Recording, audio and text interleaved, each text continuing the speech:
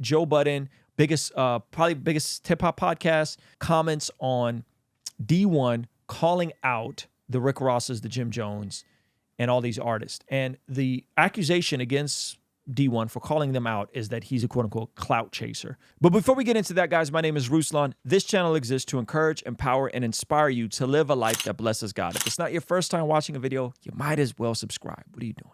D1 is still clout chasing. Oh, what do you do now? Talking to me on the internet. Oh, he called you up. Oh, he put a long. Yeah. I saw that caption. And that's the part that's clout chasing. It's attacking people. It's, yes, tagging people, speaking to people through the internet that you don't know, that don't want to be spoken to by you. They don't want nothing to do with you. Now, the irony here, if this ain't the pot calling the kettle black, the irony here is that Joe Budden is in a back and forth with NBA YoungBoy for randomly saying that his music is trash. And then NBA YoungBoy responded with pure hostility and basically says, you know, come see me about it.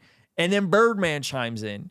And so the sheer copium on Joe Budden's part to be like, that's clout chasing, when out of nowhere, randomly calling out NBA YoungBoy. Now, you could think D1 is a clout chaser. Like, you could have that opinion. But what we can't do is ignore that Joe Budden is doing the exact same clout chasing tactics that he is accusing D1 of doing.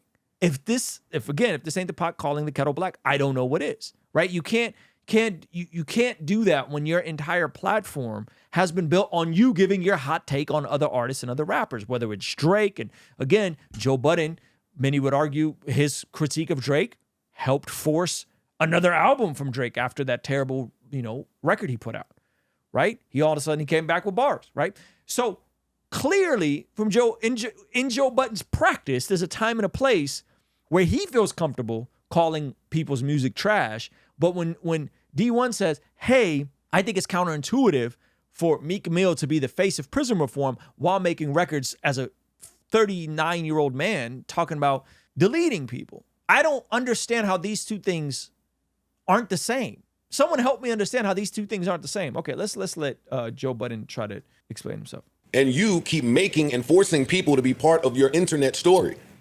And then you put all of these nasty Christian rappers in my comments. Get the fuck out of here. I'm a real rap. I don't want to read your Christian shade toward me.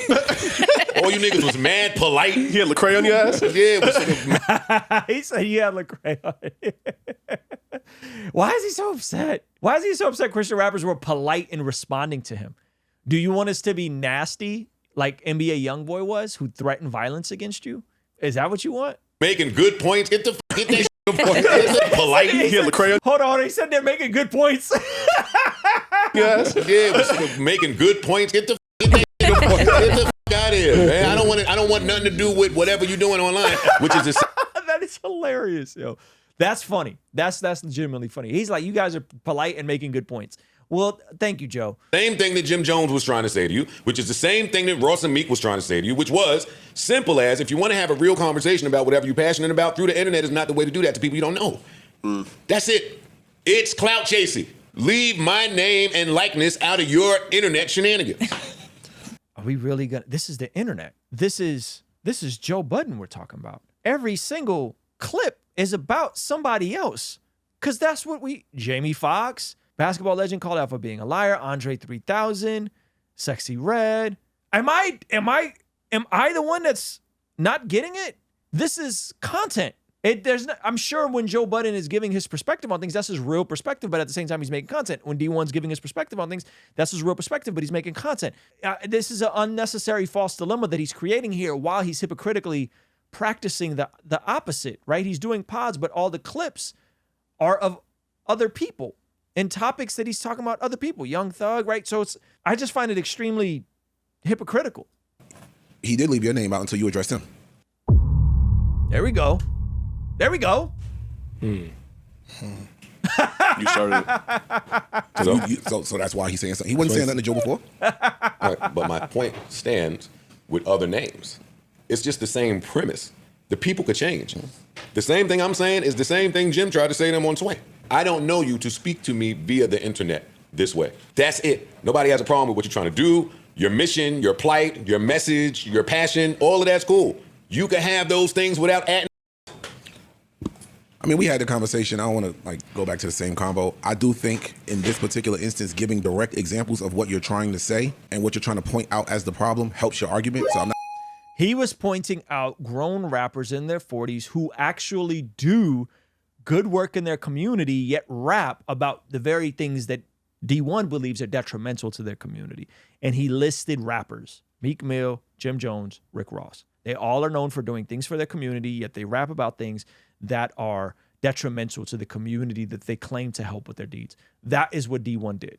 Not mad at him using those names in this instance. I do understand how it can come off as clout chasey, but I don't think that's the somebody goal. in West it's not the goal, but it happens as you doing whatever you're doing, trying to execute your goal. If somebody in West just wake up and start mentioning ICE to prove a point that people like, who cares if the point is right? Why are you mentioning ICE? Yeah, but ICE isn't doing what he is, that very clearly we see these men, these elder statesmen doing. That's the point, Joe. What's the internet? No, because That it shit is proves the whack. point. If I'm doing something that directly proves the point you're trying to make, then, hey, look, I'm not just pulling this out of my pause. Here is an example of what I'm speaking about. I'm glad Joe got folks that'll push back. This is good. Internet. That who cares if people can prove your point? It still ain't your place to start using people to prove your point. You're not. Who says who? Says who? When did we have all these rules for the internet? Says who? You're not God. What are we talking about? It's somebody out there that can make everybody point in an example. That ain't our place to just start calling names. It's putting somebody. Then why say NBA YoungBoy's music is trash?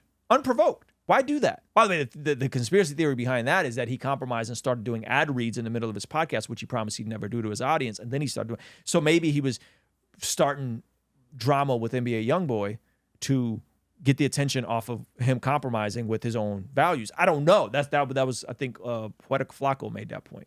Somebody else down while bigging yourself up. It is. It is. Because it is. He put them down. Yeah. And he don't know them to put them down. He don't have the relationship equity with Nobody them care about to how publicly say their names in an unfavorable manner. But Joe, do you have relationships with everybody you speak about negatively? Did you have a relationship with NBA YoungBoy? The timing of this couldn't have been better, by the way. For him to say this, and then within the same week, this happened. In the same week, this is yesterday, this happens. Is it putting you down if I'm using shit that you said and you did? I'm not making nothing up about you. It is. It is putting down. It's still putting down. It's basically a diss record. It is putting them down. It's basically a diss record. It's Christian putting them down. Yeah. It's like some biblical way to do it. Is he mad that he did it in a Christian way, or is he mad that he did it at all? Tried to find a loophole in the beef. No, Christians get punched in the face too. Oh, shit. I'm lying? No, you're not. No. Yeah, don't y'all off at me. So in Homeboy's example, he's saying little kids are looking up to these rappers. That's we right. looked up the rappers. I wanted to wear the shit. The Run DMC had the leather blazer with the sneakers out strings out the Air Force. Adidas. Shell toes. Pardon me. So when you have that power, he's saying that it's a not good use of your power that That's you have. right. And So I think why he not speaking to the drill rappers because they're too young to understand? I have no Or idea. because they I don't know. Because they're not in their 40s, because they're kids. He's speaking to elder statesmen as an elder statesman. Or they may react different. I can't. Because there's some guys that have evolved and stopped rapping about these things. Like Jay-Z has evolved. You can think what you want about Jay-Z. Jay-Z don't got bars as a 50-year-old billionaire at this point. Nas don't rap about this stuff no more. You'll learn the way everybody else learns then. Because this new internet age think they're, oh, well, he's making a point, so that means, all right, cool. You'll learn the way other people learn that you can't just talk about people. Oh, yeah, there's consequences to it. That's a very plain lesson that all men go through. Let me be clear. There are women. consequences to it. 100%. When you use somebody's name in a way that they might not like, they probably will want to see you about that. I'm telling you, as somebody that knows the history of the people that you're speaking about, that it's just a headache that why? And you can also speak as someone who opened your mouth about people on the internet and face some repercussions from it. Oh, Parks.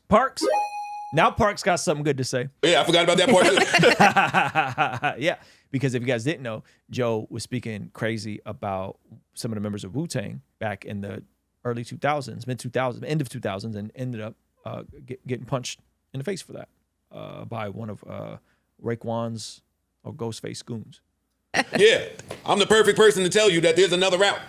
There's another route. I'm not telling you change your life mission, but leave alone, especially that will shoot your Christian ass. Why it take me to say that? All right, and so let me play D1's response to this real quick. Oh, wow. My Christian, I bet. So you inviting violence, you trying to egg it on, and you would never in a billion years say that about a Jewish or a Muslim person. I know you wouldn't. And you still talking about me on your podcast, but I guarantee you don't want to talk to me because I think you fear that would end up making you look real bad.